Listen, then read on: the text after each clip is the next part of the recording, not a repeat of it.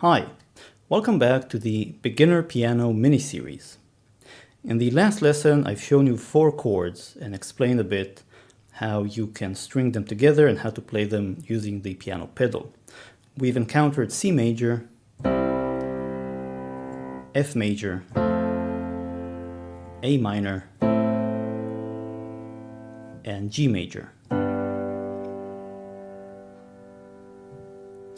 Now what I'd like to do is show you 4 tricks which you can use when playing these chords to make your accompaniment sound richer. We're still going to focus on the case where you're playing the chords with your right hand and the sort of bass with your left hand, and I'm assuming that you're singing along or you have your favorite song and either you're singing or your friend is singing or you're aiming for more of an accompaniment. So the first thing is that you can do is you can double the bass. So far we've played the bass using just one finger. We played a C, an F, an A, or a G, depending on the chord. Now I'm saying that you can, if you're playing a C, take your left hand, stretch it like this, such that your 5th finger hits a C, and your thumb hits the C an octave above it. This sounds fuller than just playing a single note bass. So a double bass is really a fun, sort of a very, very pervasive technique in popular piano. And when you shift between chords, your bass has to jump as well. C to an F, F major, to an A minor, to a G major. So you saw that the left hand jumped from a double C to a double F to a double A to a double G.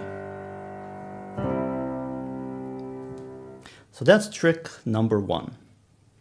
The second trick which you can use is when you play the chords, you can, one type of accompaniment is one that tries to mimic how guitar players play. So you can simply play the chords with a certain emphasis, and what we're going to use is 1 2 3 1 2 3 1 2 1 2 3 1 2 3 1 2.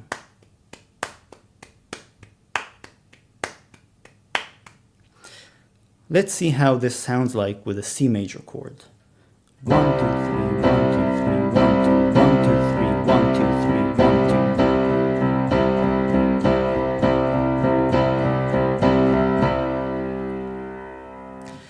Let's play this with a progression. Let's do a C to an F to an A minor to a G. So here's how it will sound.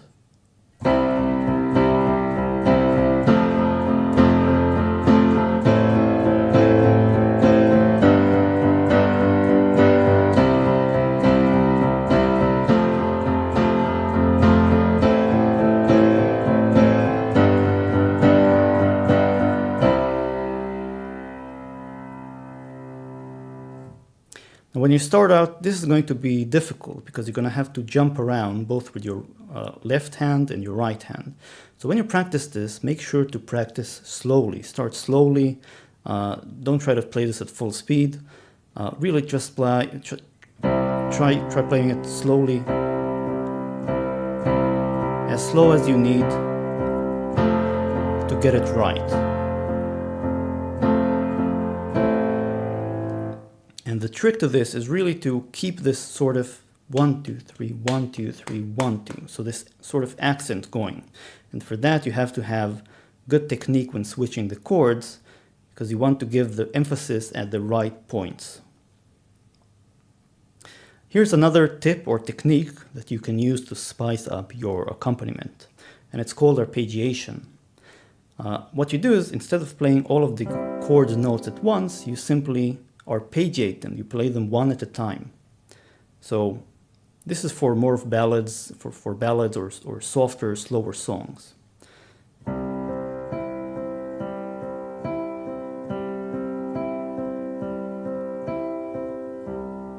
This was for C major. And of course, you could do this for any chord. Here's F major.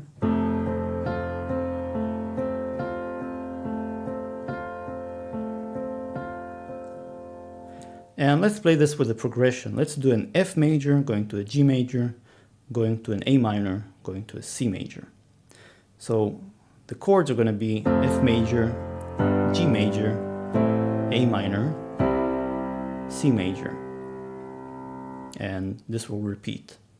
With arpeggiation, it will sound like this.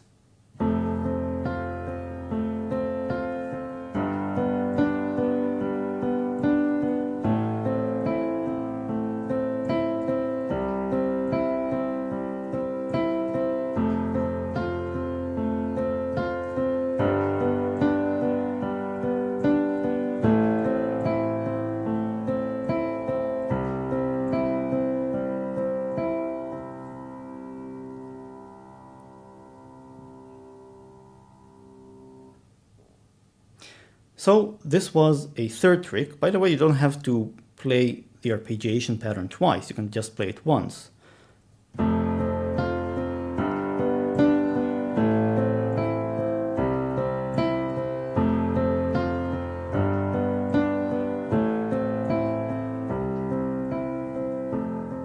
So it's up really to you and the song and what you're trying to play.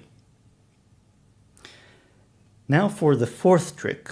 And in this fourth trick, what you're going to do is you're going to play alternating notes within the chord.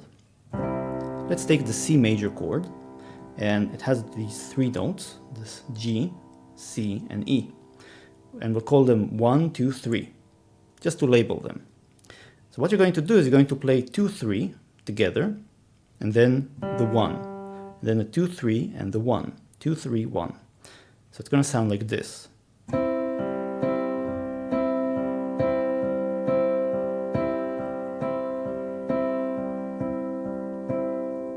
When you play it, you're going to want to emphasize the 2, 3 slightly more than the 1, because it's 1, 2, 1, 2, 1, 2, 1,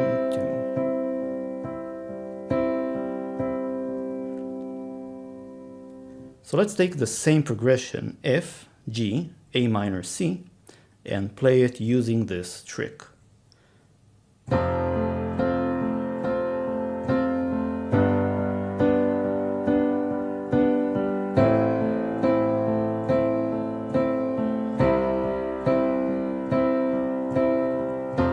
F major, G major, A minor, C major.